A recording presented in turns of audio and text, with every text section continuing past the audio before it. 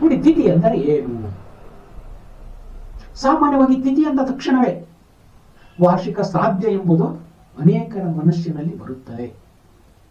ಆದರೆ ತಿಥಿಗೆ ಮತ್ತು ಶ್ರಾದ್ದಕ್ಕೆ ತುಂಬಾ ವ್ಯತ್ಯಾಸಗಳಿವೆ. ತಿಥಿ ಅಂದರೆ ಸೂರ್ಯ ಮತ್ತು ಚಂದ್ರರ ಅಂತರವು 12 ಡಿಗ್ರಿ ಆದರೆ ಅದಕ್ಕೆ ಪ್ರತಿಪತ್ ತಿಥಿ ಎಂದು ಕರೆಯುತ್ತಾರೆ. ನೋಡಿ, ನೀವು ನಿಸರ್ಗದಲ್ಲಿ ನೋಡಬಹುದು. ಇಲ್ಲಿ ಯಾವಾಗ ಅಮಾವಾಸ್ಯೆ ಅಂತ ಬರೆದಾಗ, ವಾಟ್ ಈಸ್ ಅಮಾವಾಸ್ಯೆ? ಸೂರ್ಯ ಮತ್ತು ಚಂದ್ರರು ಒಂದೇ ರೇಖಾಂಶದಲ್ಲಿ ಸ್ಥಿತವಾಗಿರೋದಕ್ಕೆ ಅಮಾವಾಸ್ಯೆ ಎಂದು ಕರೆಯುತ್ತಾರೆ. ನೋಡಿ, ಭಾರತೀಯ ಖಗೋಳ ವಿಜ್ಞಾನಕ್ಕೆ ನಾವು ಎಷ್ಟು ಕೃತಜ್ಞತೆಗಳನ್ನು ಸಲ್ಲಿಸಿದರೂ ಸಹಿತವಾಗಿ ಸಾಕಾಗಲ್ಲ. ಅಷ್ಟೊಂದು ವೈಜ್ಞಾನಿಕವಾಗಿ ನಮ್ಮ ಋಷಿಮುನಿಗಳು, ಹಿರಿಯರು ಈ ರೀತಿಯಾಗಿ ರಚನೆ ಮಾಡುತ್ತಾ ಬಂದಿದ್ದಾರೆ. ಒಬ್ಬ ಭಾರತೀಯ ಖಗೋಳ ವಿಜ್ಞಾನ ನಿಬ್ಬೆರಗಾಗುವಂತಹ ಸತ್ಯವನ್ನು ಹೇಳಿಕೊಟ್ಟಿದೆ.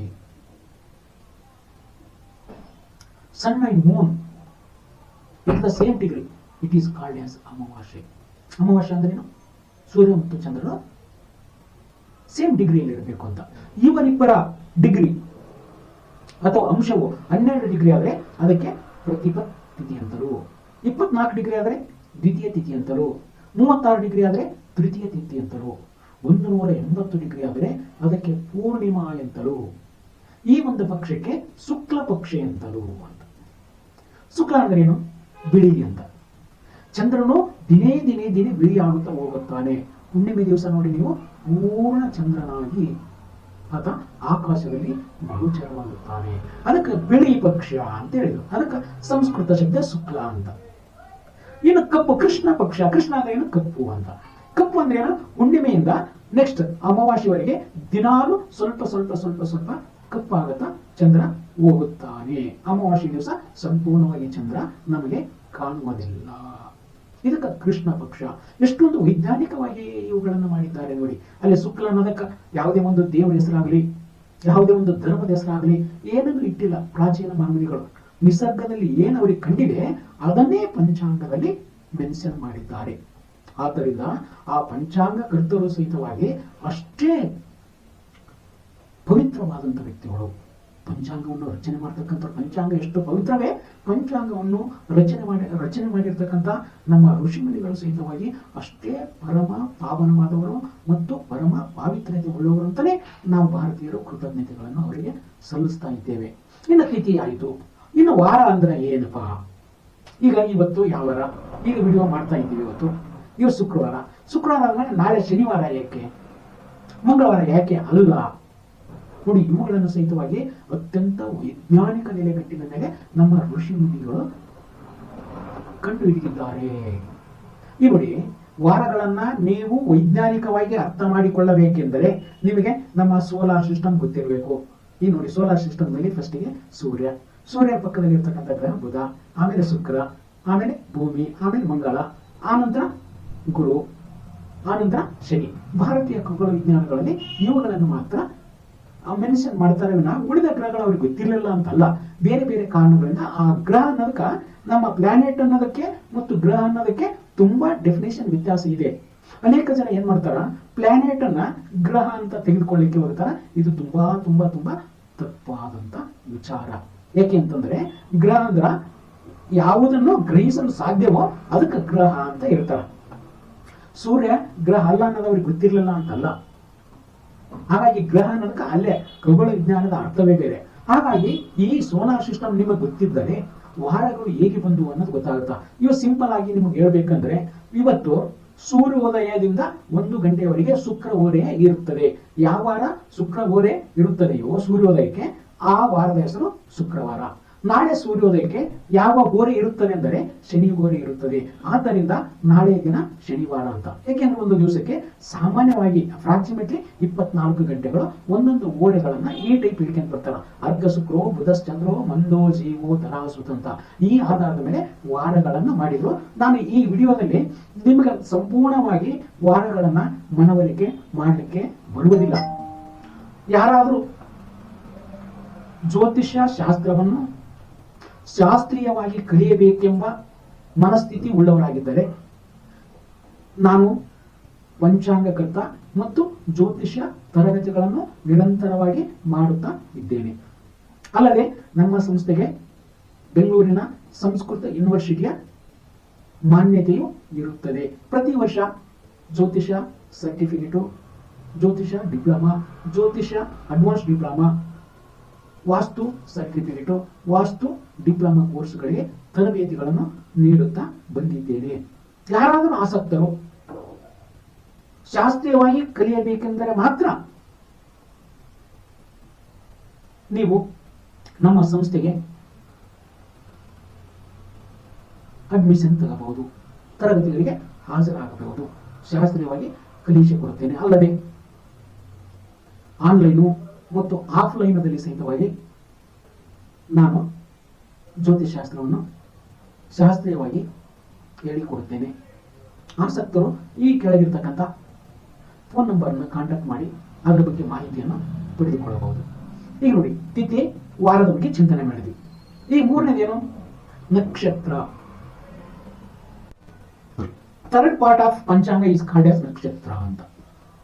ನೋಡಿ, ಪಂಚಾಂಗದ ಮೂರನೇ ಭಾಗ ಯಾವುದಂದ್ರ ನಕ್ಷತ್ರ ಅಂತ. ಈ ನಕ್ಷತ್ರ ಇದಕ್ಕ ಇಂಗ್ಲಿಷ್ ಆಂಗ್ಲ ಭಾಷೆಯಲ್ಲಿ ಕಾನ್ಸ್ಟೆಲೇಷನ್ ಅಂತ ಹೇಳ್ತಾರ.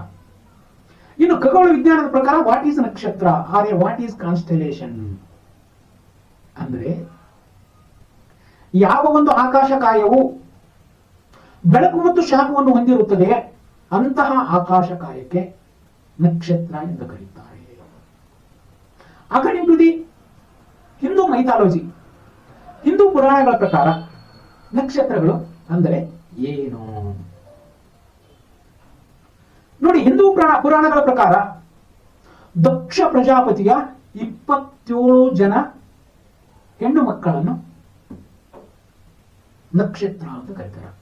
ಆ ದಕ್ಷ ಬ್ರಹ್ಮನು ತನ್ನ 27 ಹೆಣ್ಣು ಮಕ್ಕಳನ್ನ ಚಂದ್ರನಿಗೆ ವಿವಾಹ ಮಾಡಿ ಕೊಡುತ್ತಾನೆ. ಅರ್ಥಾತ್ ಚಂದ್ರನ 27 ಜನ ಹೆಂಡಂದಿರು ಈಸ್ ಕಾಲ್ಡ್ ಆಸ್ ನಕ್ಷತ್ರಾಸ್ ಅಂತ ಹೇಳಬಹುದು ಪುರಾಣಗಳ ಪ್ರಕಾರ. ಇನ್ನು ನಕ್ಷತ್ರ ಅಂದ್ರೆ ಆಕಾಶದ ಏರಿಯಾ ಅಂತ. ಯಾಕೆಂದ್ರೆ ನಾವು ಇಲ್ಲ ಬರೀ ವೈಜ್ಞಾನಿಕವಾಗಿ ತಿಳಿದುಕೊಳ್ಳೋದು ಅಷ್ಟೇ ಅಲ್ಲ, ಪೌರಾಣಿಕವಾಗಿಯೂ ನಾವು ತಿಳಿದುಕೊಳ್ಬಹುದು. ಯಾಕೆಂದ್ರೆ ಪೌರಾಣಿಕವಾಗಿ ನಾವು ತಿಳಿದುಕೊಂಡಾಗ ನಮಗೆ ಜ್ಯೋತಿಷ್ಯ ಶಾಸ್ತ್ರ ಅತ್ಯಂತ ಸರಳವಾಗುತ್ತದೆ. ಫಾರ್ ಎಕ್ಸಾಂಪಲ್, ದಕ್ಷ ಪ್ರಜಾಪತಿಯ 27 ಹೆಣ್ಣು ಮಕ್ಕಳನ್ನು ಚಂದ್ರನಿಗೆ ವಿವಾಹ ಮಾಡಿ ಕೊಡ್ತಾನೆ. ಚಂದ್ರನಿಗೆ ರೋಹಿಣಿಯ ಮೇಲೆ ಮಾತ್ರ ಹೆಚ್ಚಿನ ಆಸಕ್ತಿ ಇರುತ್ತದೆ. ತನ್ನ ಸಮಯವನ್ನು ಹೆಚ್ಚು ರೋಹಿಣಿಯ ಮನೆಯಲ್ಲಿ ಕಳೆಯುತ್ತಾನೆ ಅಂತ.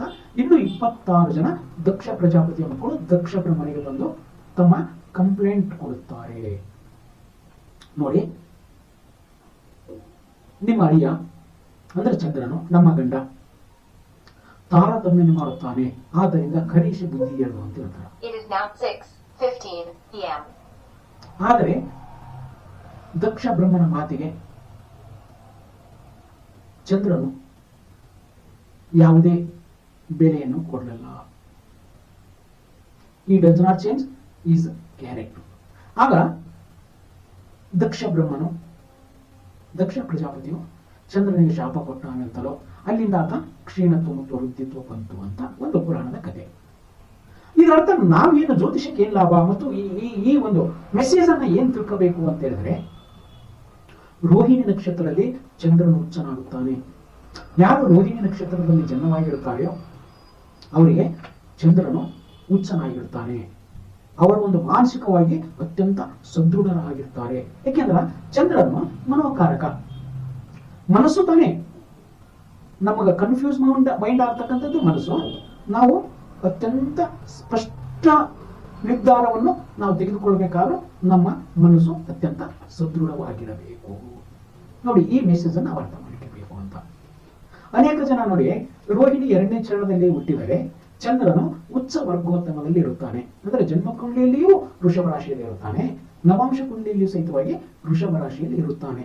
ಯಾರು ಉಚ್ಚ ವರ್ಗೋತ್ತಮದಲ್ಲಿ ಹುಟ್ಟಿರುತ್ತಾರೋ ಅವರು ತುಂಬಾ ಅದ್ಭುತವಾದಂತಹ ಸಾಧನೆಯನ್ನು ಮಾಡುತ್ತಾರೆ ಅಂತ. ಫಾರ್ ಎಕ್ಸಾಂಪಲ್ ವಿಶ್ವಗುರು ಜಗಜ್ಯೋತಿ ಬಸವೇಶ್ವರರ ಸಹಿತವಾಗಿ ರೋಹಿಣಿ ನಕ್ಷತ್ರದ 2ನೇ ಜನ್ಮದಲ್ಲಿ ಜನ್ಮವಾಗಿದ್ದಾರೆ.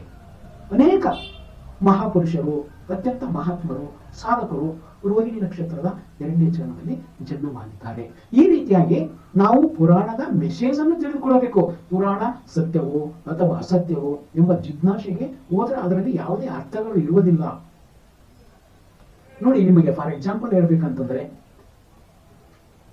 ಈಗ ಗಣೇಶನಿಗೆ ಏಕದಂತ ಇದೆ ಅಂದ್ರೆ ಮನುಷ್ಯನಲ್ಲಿ ದ್ವಂದ್ವ ಇರಬಾರ್ದು ಅಂತ, ಅದ್ವೈತಿ ಆಗಿರ್ಬೇಕು ಅಂತ ಅದರ ಅರ್ಥ. ಅದ್ವೈತಿ, ದ್ವಂದ್ವ ನಿಲುವೇ ಇರಬಾರ್ದು ಅಂತ.